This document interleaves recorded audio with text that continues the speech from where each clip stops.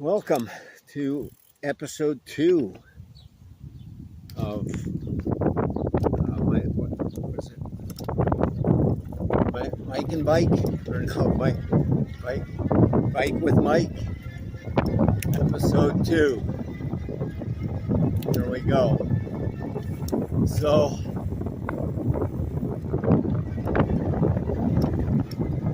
I have no idea where this is going, or I don't even know what I'm doing.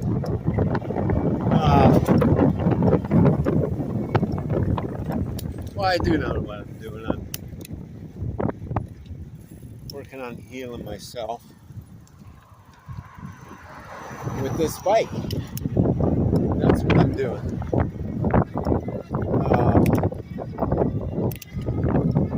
Healing my body and my mind.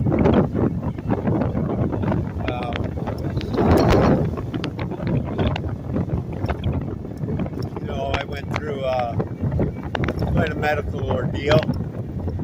It took quite a toll on my body and my mind.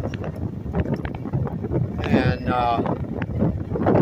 we're trying to fix that shit. So, that's what this is all about. So, I just thought I'll, maybe try recording, just talk and record and see what happens as I go about my business here.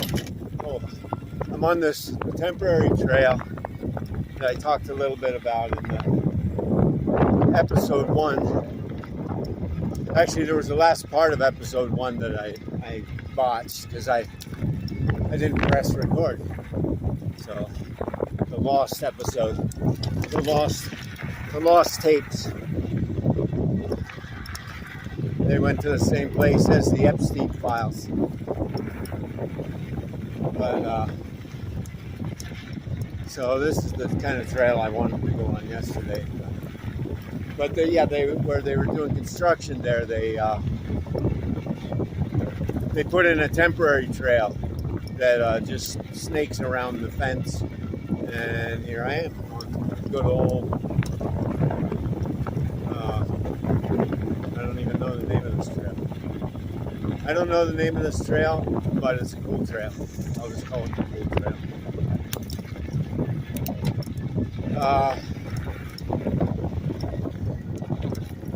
So yeah, just biking for health. That's what we're doing here, biking for health. I'm on an e-bike. I generally put in, I shoot for a little bit of resistance on my legs. I usually try to gear it so I'm putting in about 50% of the effort, more or less, give or take.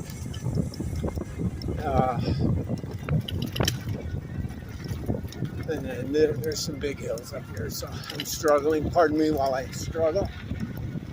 And then here we go down again. A little bit of sultan.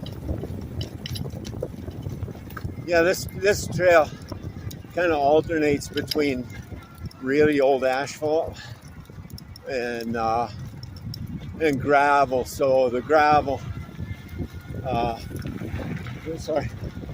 the gravel parts are pretty cool, which I'm on right now. And I freaked out that girl that was jogging just right there, because I'm kind of big, right? Not me myself. This whole package, like this bike, is kind of large, and I'm kind of tall, and I'm traveling, a little bit faster than you would normally expect a bicycle to be traveling, right? So when people, they hear you coming up behind them, they're thinking a bicycle, and then this big huge thing suddenly appears right next to them. Kind of startles them. So I should get in the habit of ringing my bell, and I was doing that for a while. I started getting in the habit, and then, I don't know, for some reason I fell out of that habit. And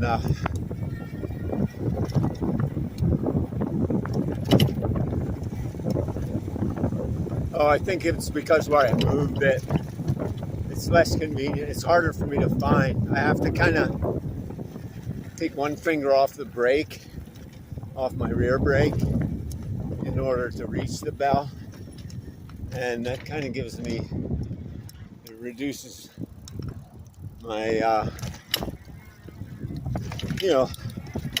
my secure feeling over my brakes. I don't feel like I have my brakes covered if I start removing fingers, you know what I mean? So I guess I just kind of subconsciously put more weight towards keeping both my fingers on the, covering the brake.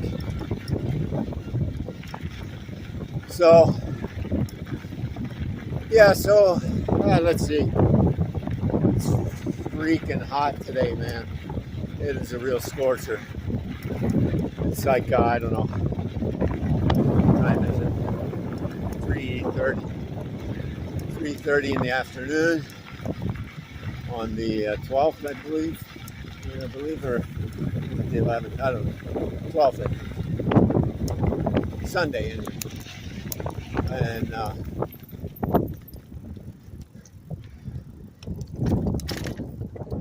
maybe on the way back I'll get some lemonade there. There's a Stone lemonade there.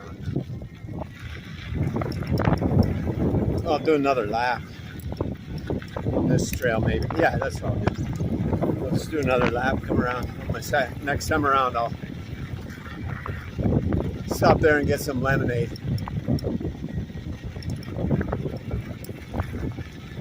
But they look like kind of young girls, so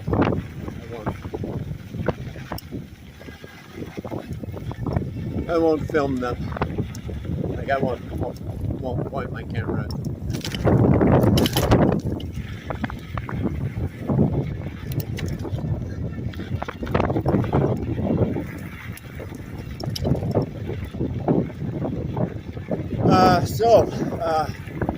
So I think, I'm getting a little bit closer to, where I might feel confident transitioning to a motorbike. My feet, it's mainly my feet right now. I don't know if I have the dexterity and the feeling that I need in my feet right now. It's kind of okay, like on a pedal bike, because as long as your foot's kind of on the pedal, you're good. It's just your legs pumping, right? But on a motorcycle, you need a little bit more dexterity in the tips of your feet. A little bit better feel too, where on your heels to maintain where your foot position is on the peg. Excuse me. And that wasn't very polite. But that's what it is. It's out there now. So yeah, you just need a little bit more dexterity in your toes on the motorbike, because you have the, you have to work the gear shift and the rear brake with your toes. And I just don't think my feet are ready for that. They're improving, like they're far improved from how they were. But I don't feel confident in, they're not there yet. Close, yeah. It's gonna be, maybe, hopefully before winter, hopefully before it's time to put the motorcycles away for the winter.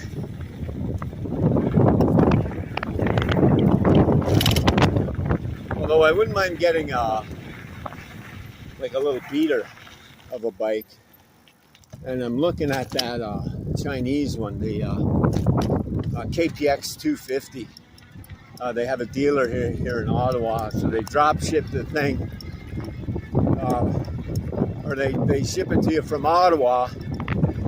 I mean, obviously they're from China, but they ship them here in Canada from Ottawa to your doorstep in a crate.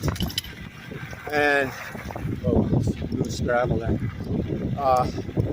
In a crate, and it basically, it's similar to like this e-bike when I got it. It's like approximately the same level of disassembly or reassembly that you have to do.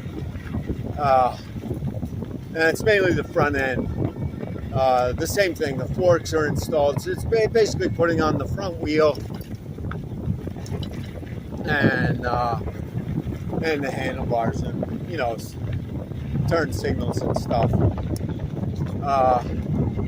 And then that's about it. You just double check all the nuts are torqued and everything's secured and good, and you're good to go. But that's here in Canada, those bikes are selling brand new. What is it now? $5,000, I think, delivered to your door. So that's pretty cheap for a brand new bike of any kind, really. And it's a decent 250. It's actually surprisingly nice for like a little 250 dual sport. So you can handle trails, kind of like trails like I take this bike onto, right? Like not. It's not like a enduro or something, where you're going to go, doing jumps and stuff. But, for like dirt trails, same kind of stuff I would do on this kind of an e-bike. It's, it can do that. Perfectly capable doing that. And then, but it's also perfectly home, in an urban environment, right? Where you're not doing a lot of highway. Although it can do highway, like if you need to go a couple exits or something, you know what I mean? Like you can keep up with traffic, but you're not going to be doing much passing, put it that way. You're going to be driving in the right lane most of the time. So it's a nice little bike for like around town and hitting the trails occasionally here and there.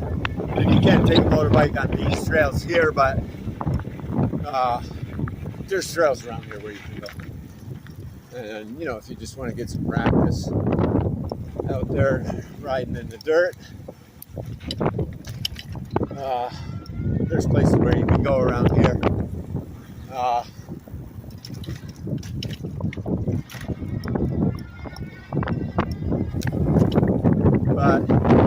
So I'm thinking if like my feet don't heal up in time, before it's like fall, I'm thinking I'll get one of those things and just forget about the Royal Enfield this year. Because that's really just, it's kind of summertime, summertime kind of bike, you know what I mean? So,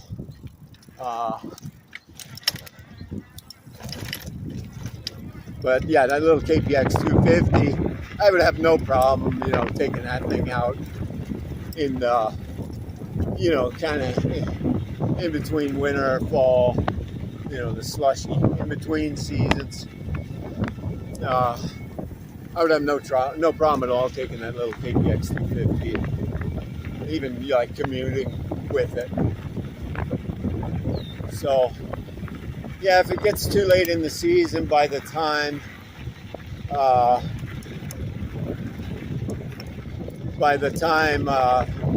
my feet start feeling a little more confident, I'll get that KPX 250 and start on that as we head into the fall or winter or whatever it happens to be at that time.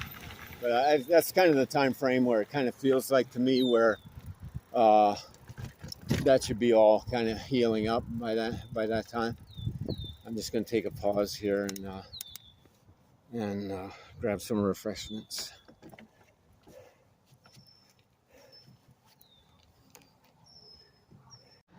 Yeah, okay. Let's see. Where was I? Uh, let's see.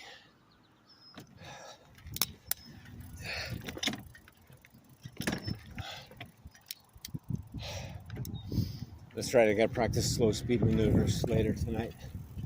Okay, so let's see.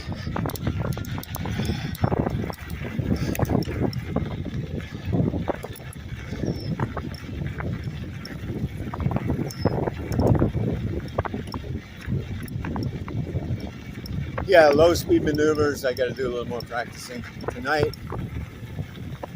Yeah, like I was saying though, with these feet right now, like the feet I have right now, they handle the pedals here on a bike like this, no problem. But like at the beginning, when I first, after surgery, after chemo, started,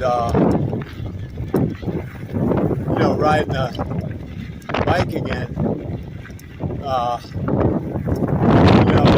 slightest little bumps and like my feet would slip off the pedals because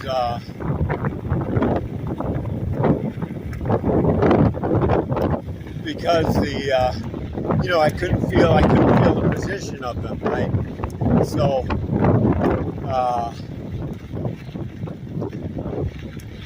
I couldn't feel my feet on the pedals at all, like where they were. Now I can at least feel that. Like it's not, it's not, to 100%, the feeling that it was, prior to all this. But it's at least I can feel stuff. I just got to pause for 1 second. I forgot to put my wallet back in my. I forgot to zip up my bag at the back too.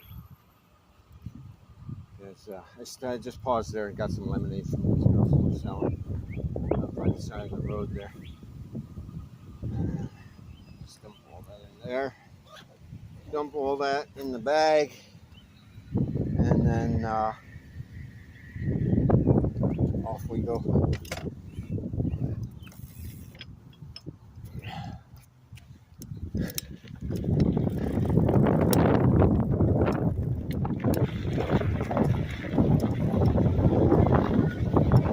So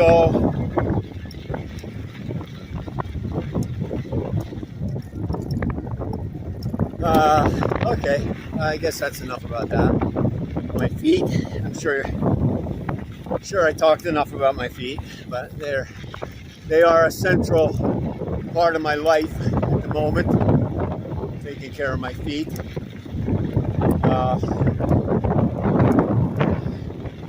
And just, generally taking care of my whole physical and mental well-being. Which, the physical has a lot to do with the mental as well. And vice versa. I mean, it's a symbiotic relationship between the sort of mental state and, the state of the body, right? They go kind of hand in hand. So, just doing this is great for me. I mean, I just love it. And I just try not to think about too much, you know what I mean? Just try not to think about, try not to overthink things too much,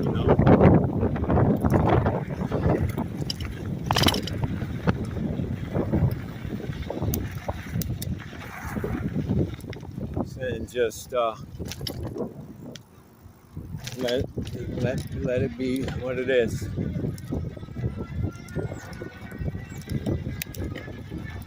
You know what I mean? Just kind of let it be. Let everything be. And I'm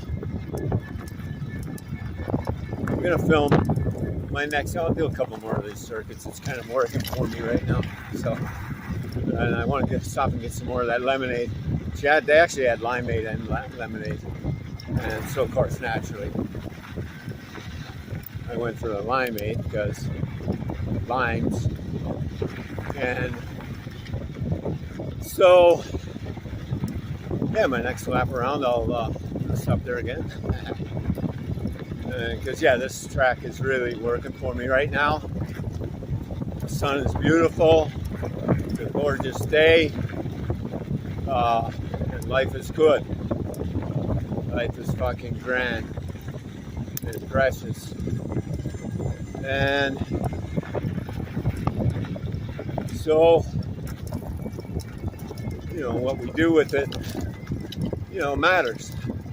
Because it's short, right?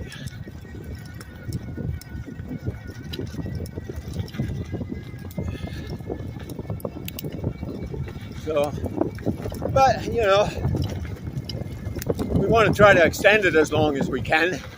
At least I do. Anyway.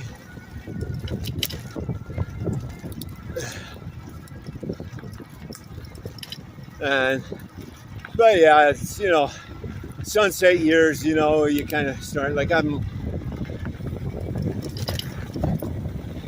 over 60 and, you know, heading into the, you know, the latter years, sunset years. You know, you have to start thinking about your quality of life a little more. And I've been thinking a lot about that. And I mean, I don't really have any firm conclusions. If you're looking for, you know, planning advice or something, we probably maybe came to the wrong place. But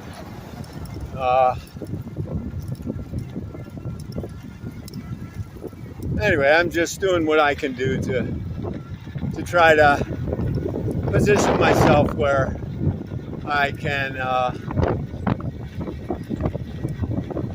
at least, you know, get some nice enjoyment out of my sunset years, you know, after I put all this effort in, all the fucking blood, sweat, and tears, and stress, and pain, and everything else that goes along with it that you do through your lifetime to kind of build something, you know, whatever you can. You know, those last kind of, like I say, like sunset years, or like your sort of your downhill slide.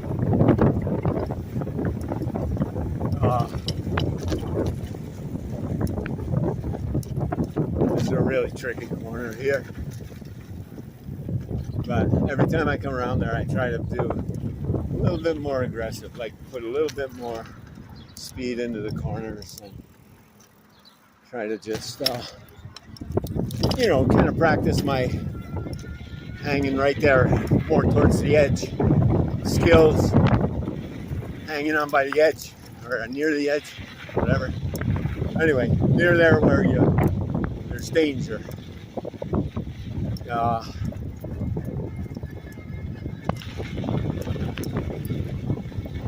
But yeah, it just helps, you know,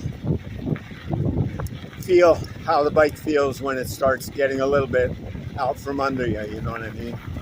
And so when that does happen for real, you've kind of felt it before, you know, you're a little more, you know, it's a little more muscle memory kicks in to kind of recover you from it, right? Just straighten you up a little bit, or, you know, whatever you got to do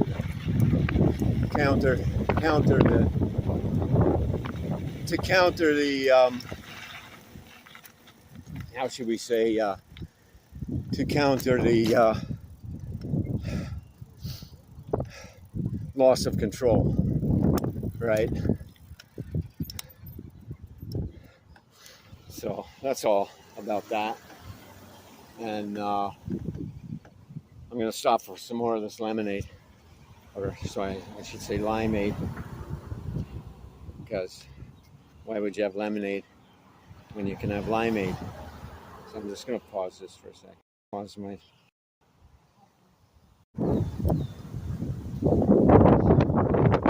Yeah, so what was I talking about? I'm gonna head home actually for just briefly. Uh, I just got to stop home and do something real quick. Take care of something, and then so yeah, more limeade. I'm buying them out. So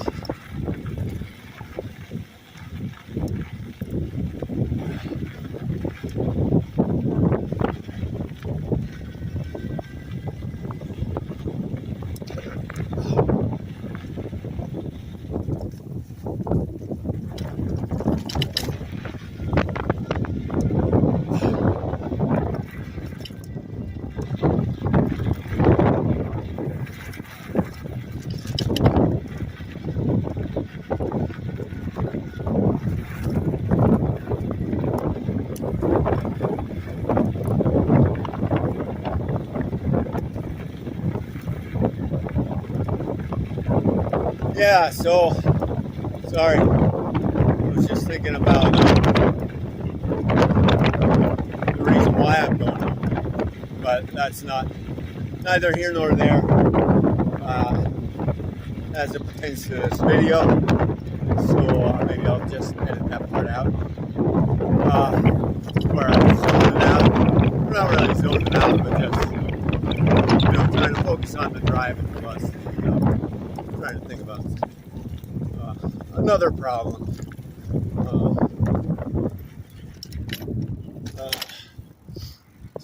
But I'm just going to take care of that real quick, and we'll be back on the road. How much charge do I have? What I'm going to use?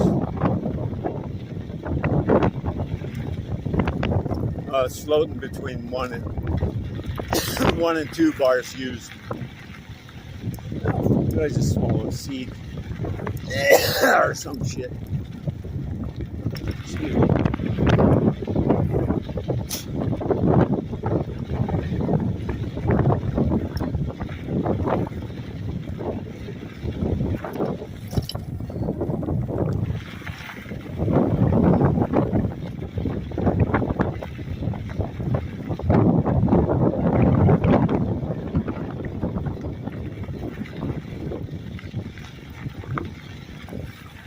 Yeah, sorry, I'm zoning out. I got other shit on my mind right now. It's hard to stay focused on just babbling about,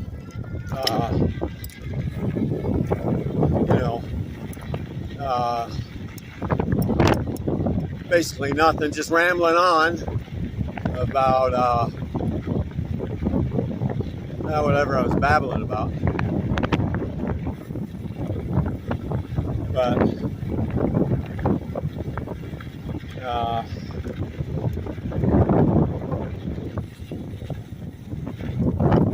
oh yeah, I think I was about to. I don't want to talk about my feet anymore. They're coming along. They're coming along great. Just not ready. Not quite ready for motorcycle yet. Close. But yeah, the toe end is still very like not there. Not quite there yet. But it's better by the day. A little bit better by the day.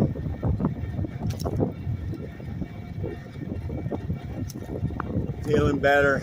Who was that? Was that Pink Panther? With like from maybe early 60s. Pink Panther. With that Inspector Clouseau. Chief Inspector. Where the anyway, that shit's funny. That reminded me of one of the lines out of that.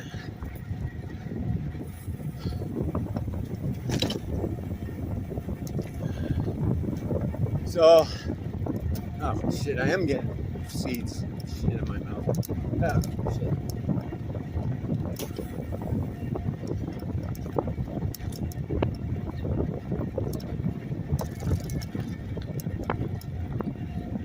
I should wear a face guard of some kind, but I don't. Well, when I'm e-biking, I don't put on too much gear usually. Well, because I'm pedaling, right? So, it's like you're on a treadmill, right? I set the power to like what it would be. It would be roughly like on a kind of mid-range setting on a treadmill is kind of what I'm pedaling right now. But I'm, I'm cruising along at 32 kilometers per hour. Compensated for my potential speedometer error. So,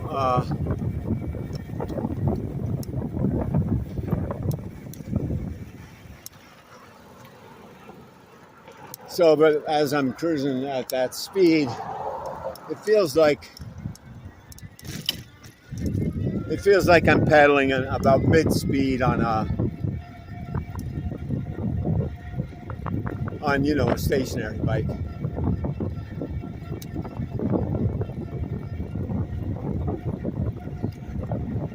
So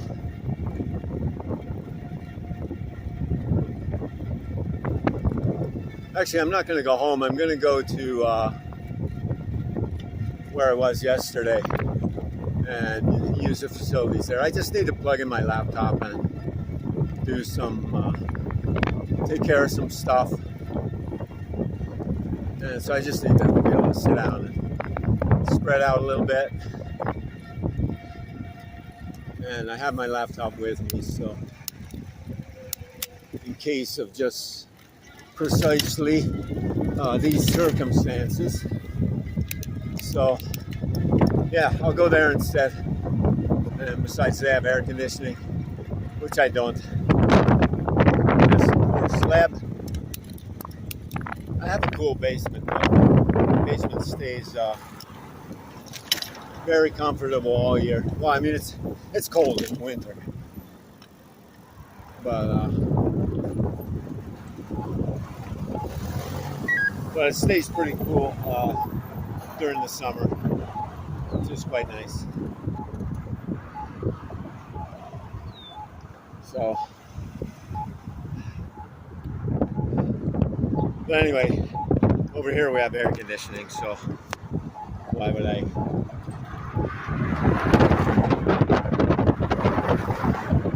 choose home? It's sweltering. Well, I looked at the thermometer on the way out the door, and it was peaking at like over 30. It was like 33 or something like that. And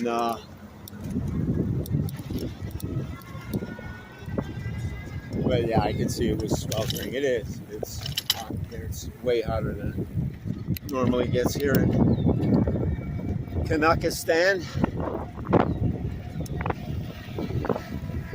Yeah, wow, that guy just passed me. Wow, he's screaming. Nice. I'm trying, I'll never catch him. Yeah, no, he's on one of those like high performance.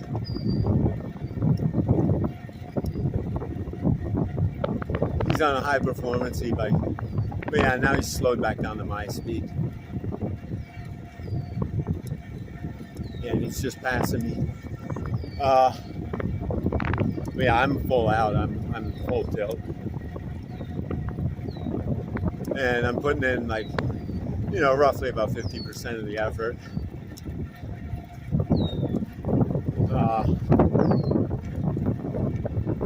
So that's my workout. That's what I do. And I stop and I have water in my other bag, my left-hand side bag. I have water. And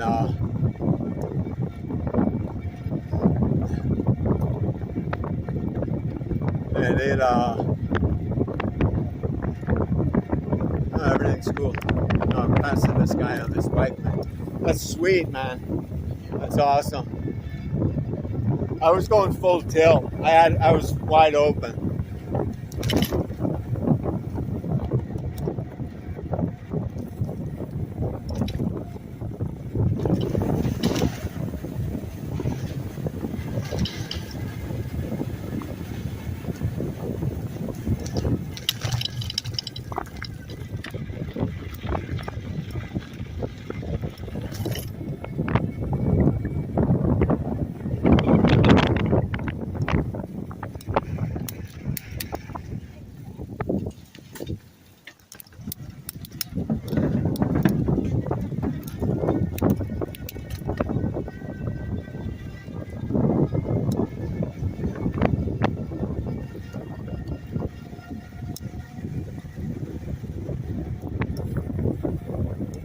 So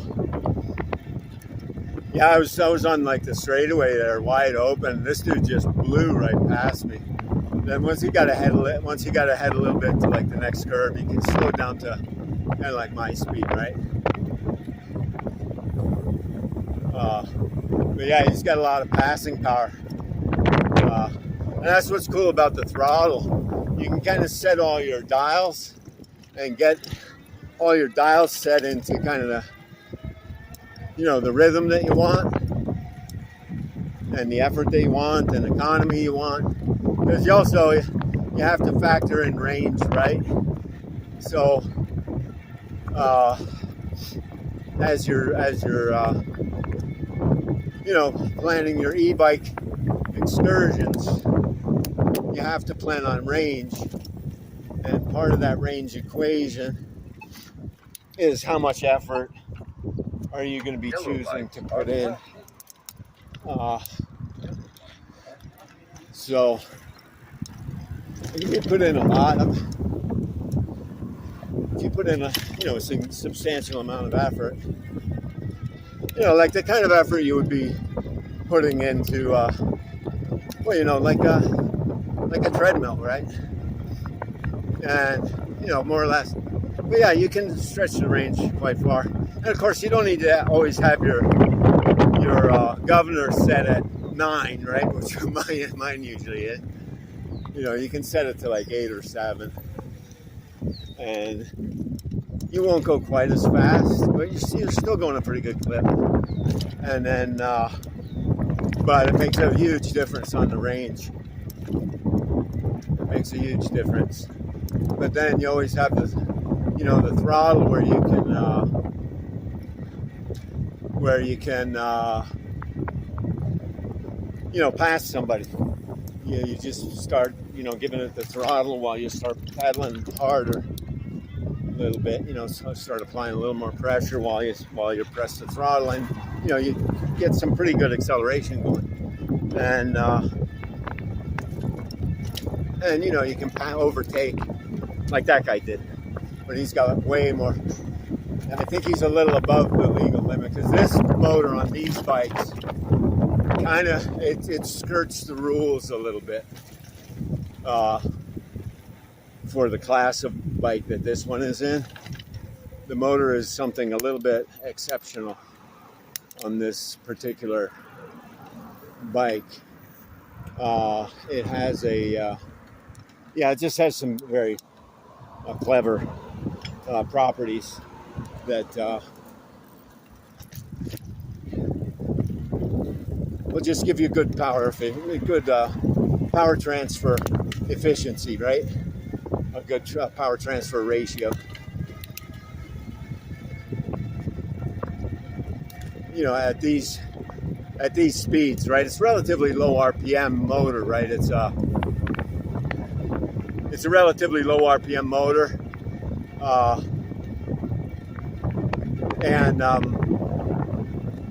so yeah, the challenge with that kind of motor is getting a good power transfer curve at those low RPMs, right? Because generally electric motors tend to run a little bit on the fast side, or that's where it's easy to make them run on the fast side of the spectrum, is what I should say. That's easy.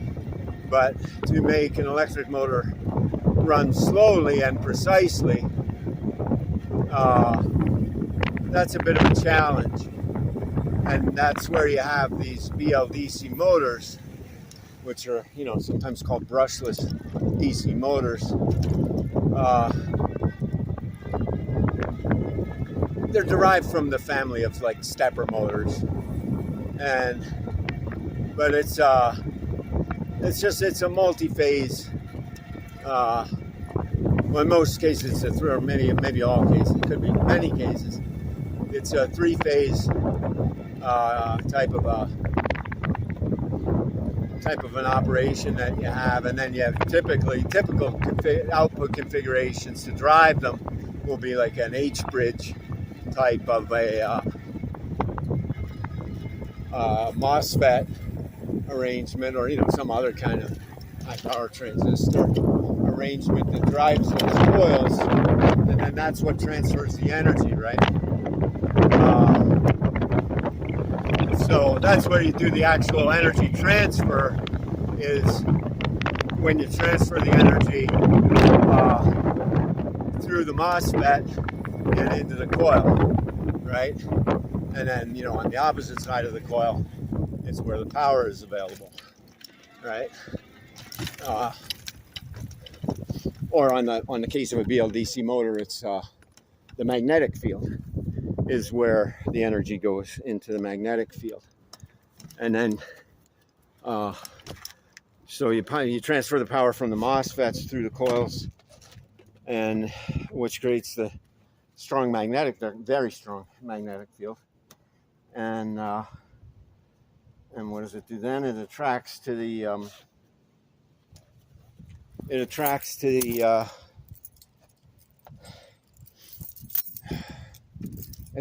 fixed magnets, which there are many. Usually in a typical BLDC motor, it has many fixed magnets all in a big circle, and then a bunch of tiny little coils. Or depends on the particulars of a particular motor, but that's kind of the most common way you're going to see them is kind of that kind of configuration, like I described. But those kind of BLDC motors, that's what I'm saying, is the energy transfer takes place, at the MOSFET, between the MOSFET and the coil and the magnetic field, right? And so the more efficiently you can do that, and then that'll of course translate once you have those two magnetic fields, and that's what translates. Then that dissipates into mechanical energy. So you want to, of course, reduce the thermal transfer, right? So that's the whole goal of that whole circuit, from driving the MOSFETs. That is, telling them when to come on and turn off, or be partially on, right? Because there are different ways you can drive them, right? That performs better than simply driving them with a square wave, which many of the controllers do. Or, I don't know, they used to anyway. Maybe some of them are doing more sophisticated stuff with their coil drivers. I don't know. I haven't touched any of that stuff for quite, for a good number of years. And that kind of thing, technology kind of progresses very rapidly. So I don't know what's the current state of the art is there, but this controller's fine. It does a good job. But yeah, that kid that passed me, yeah, that's what I would like. Yeah, I would like to be able to just cruise like kind of the legal limit, and then but have that extra passing power, which this one kind of does. If I set the anyway, I shouldn't get into that right now. Maybe in a later video.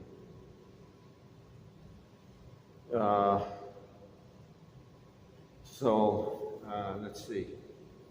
So I'm out for a bit. I'm in the air conditioning, and I got to do. Oh, so I got the phone keeps cutting out on me. I guess it's when I don't move it for a minute or two. So let's get back on our way. I had my drink.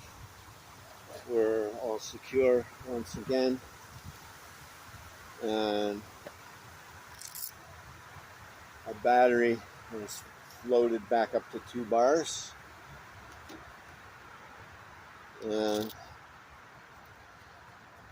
So we're not going to make it around the whole trail full throttle like usually. We'll try giving it a little bit and just see what happens. Live in the moment, right? Why?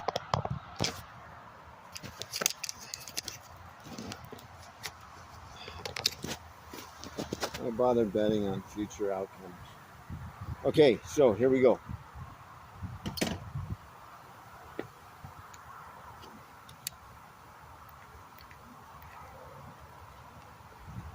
I think we're all good. Check.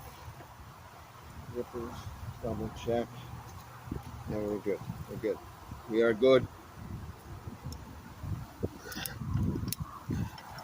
Oh yeah, man. Oh, almost dumped it. Almost dumped it. I was expecting more power. I was like stomping on the pedal, but I was expecting a little bit more assistance from the electric, and it just wasn't there because I'm on a little bit of a grade, and I'm on the kind of lower end of my battery reserve, so it just wasn't giving me the. There, we're on a little bit more even grade here. There we go. Now it did kind of more like I expected.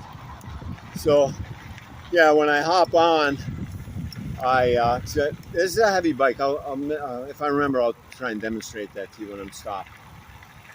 I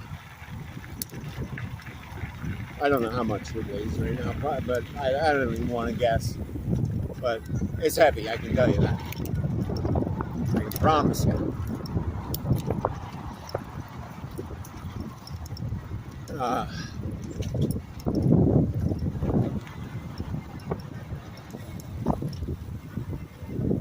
keep losing my train of thought. Like I was saying yesterday, it's like, I'm not sure if this is a good idea to, if this is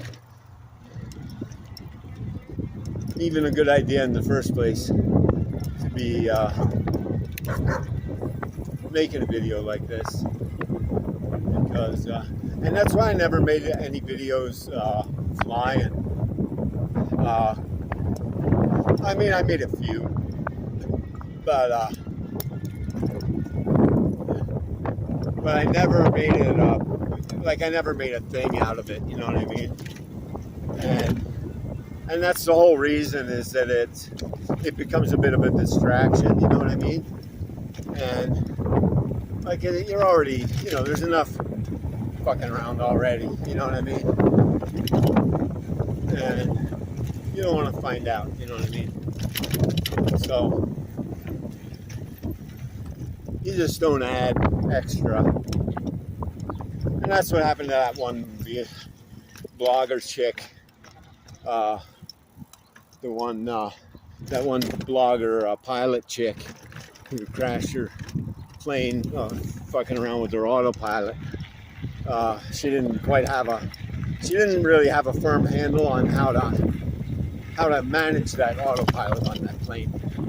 And, she didn't spend enough time in training, or somebody didn't train her right, or whatever the case was. There's probably somebody that knows more details than I do, but in fact, I'm sure there is.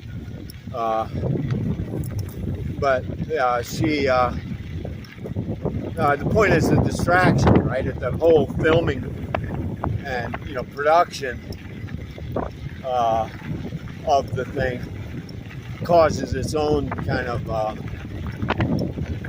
little distraction, you know what I mean? And it kind of gets into the way of sometimes of better judgment, shall we say. Or, you just lose focus on the important tasks sometimes, right? And I kind of get, just doing this, through my whole career of doing this, spanning, since yesterday,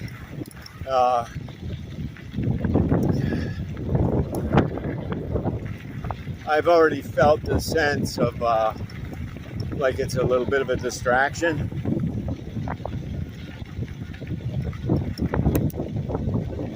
Making sure the camera's on, and that it doesn't get jostled out of position. You know what I mean? All those. It's just something else that you got to pay attention to. You know what I mean? And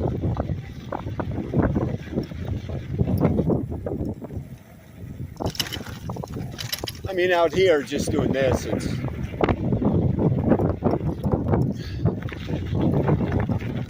it's a matter of maybe I might fall down and, scrape myself. It's probably, the worst scenario.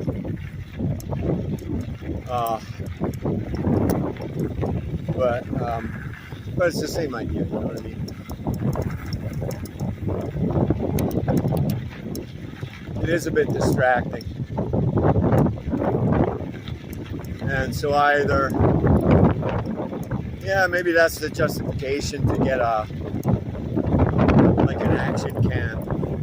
Because like using my phone here, it seems like if you go over just the right bump, that will turn it off, like turn off the video or something's triggering the video to turn off. And it turns off if you like don't move it for a certain amount of time. And those sort of things.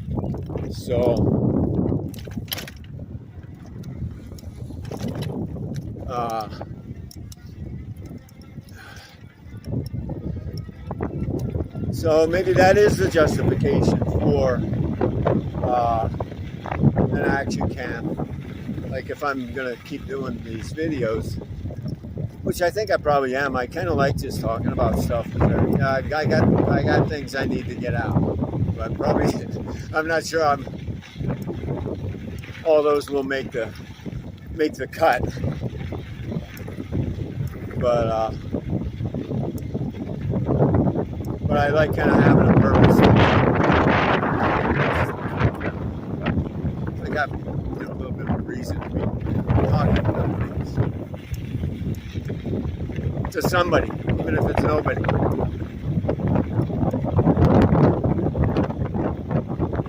So, maybe that's the justification to get an action cam. Yeah, I think maybe I will get an action cam. I think I just changed my mind on that particular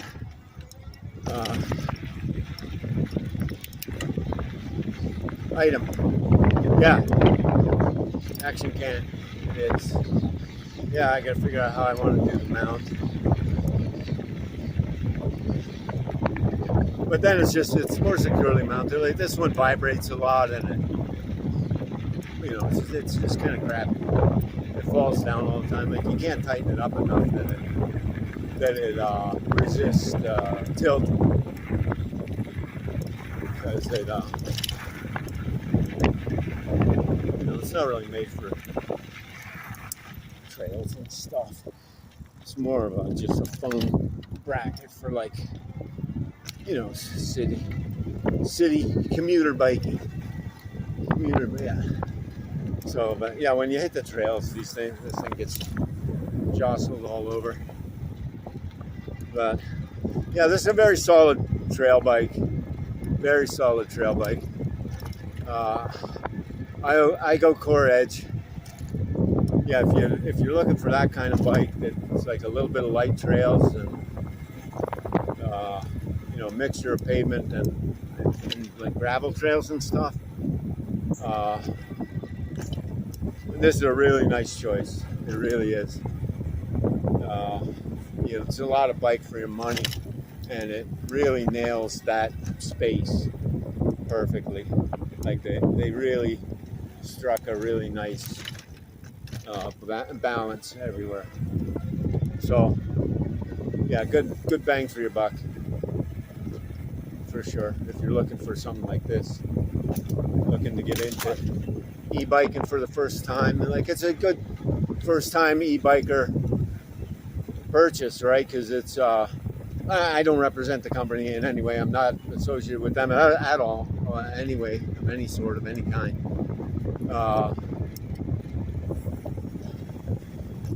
But no, I've had it for a few years and it's been really great. I've had no issues whatsoever, that weren't kind of self-inflicted. Like I did break a spoke on the rear wheel one time during the winter while I was commuting. I commute during the winter with this thing with the winter tires on, man. You could go through the mush, everything, no problem at all. And as long as it's not like ice, slick ice, yeah, no problem at all. And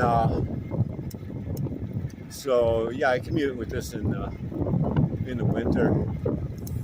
I mean, not when it's like, minus 30, but we have long winters here. And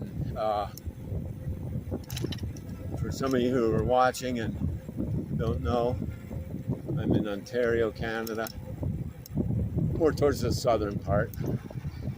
But nevertheless, the winters are long.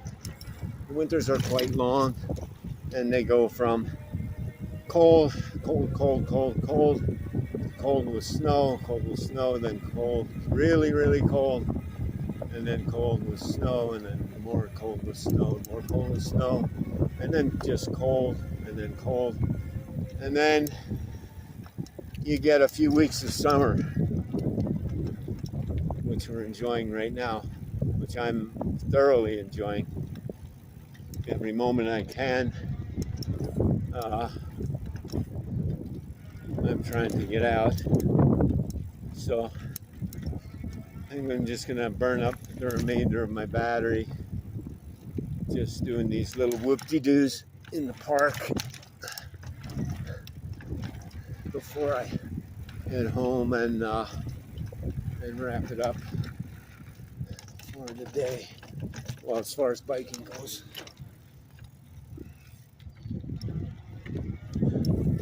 No, I thoroughly enjoy e-biking. It's a great experience. Like if you have the where to go, right, and enjoy it.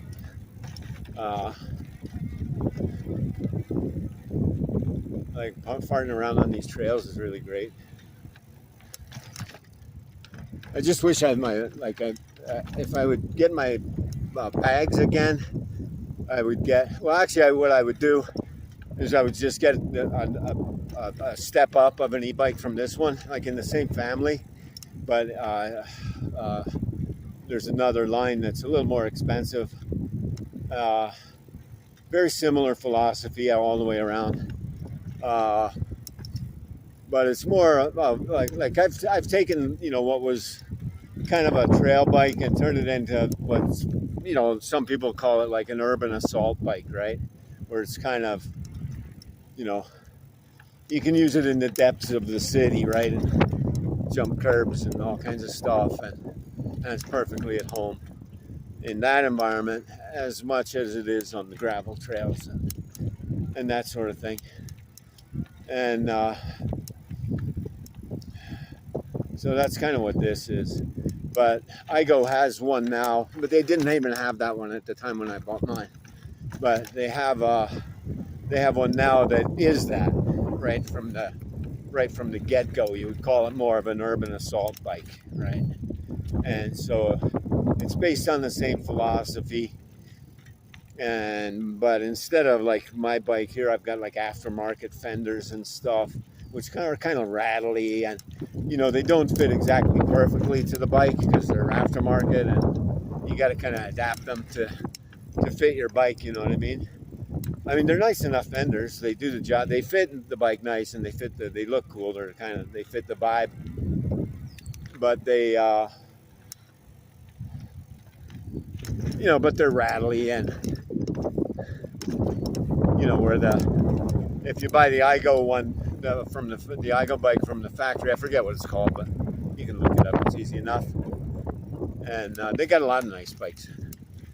But they have a couple of very nice urban bikes to choose from. But I like the one that is kind of a mixture of sort of our urban bike and kind of off-roady bike. And but then you get like the rear rack that's custom, that's made from the factory, that fits just really sweet and nice, and it's very sturdy, and it has a taillight built in that's hooked up to your brake system, which this one does not have. So that's kind of cool. It's the taillight's integrated into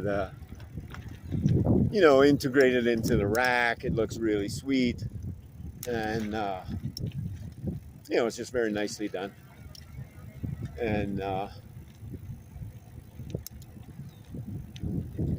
But then, yeah, I would get bags. I would get that.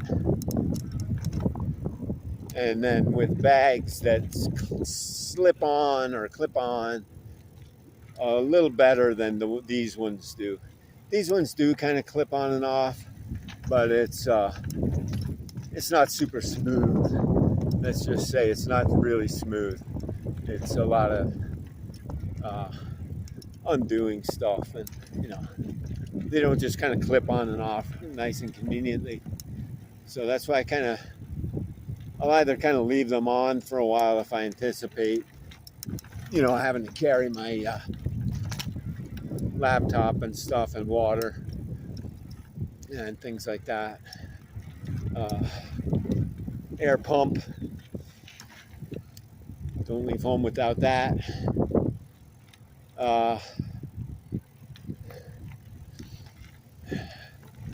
Patch kit, a couple of tire spoons, because yeah, these are tube tires.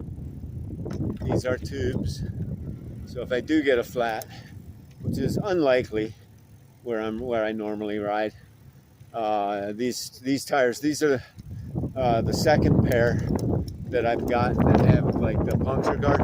The first tires that I got on the bike did not have puncture guard. But they were excellent tires. I mean, the performance was outstanding. Those were the rock, what do you call them, rock something?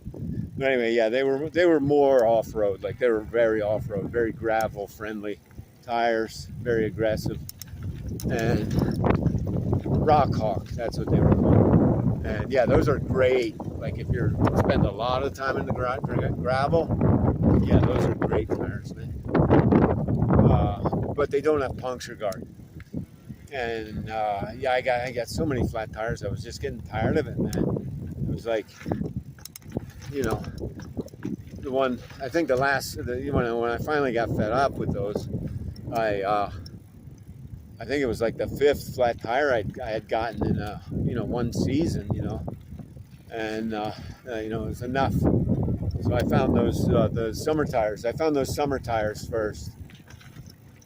And that was the ones with the with puncture guard, and I'd never had a flat tire since.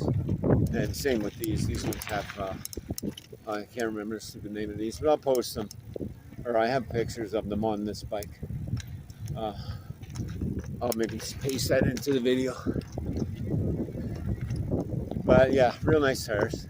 Both of these, both of those tires. My summer tires and my winter tires that I have on now.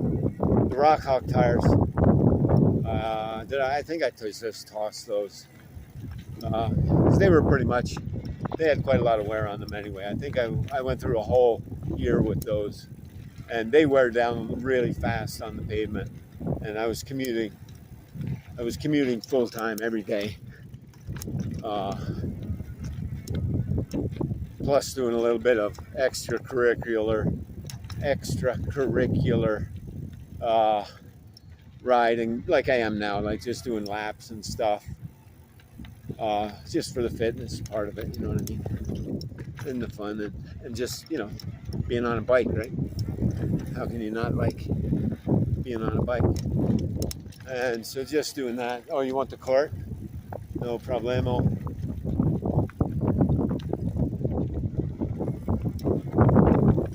So, my battery's getting pretty flat anyway. I'm on my last bar. I got like no throttle. When I just use it, it's got nothing. Next to nothing. I mean, there's still a bit there, but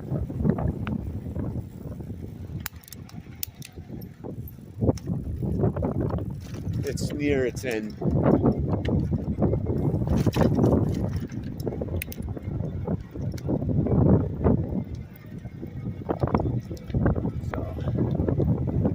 So yeah, I guess I'll call it a wrap. I'll edit this. I don't know.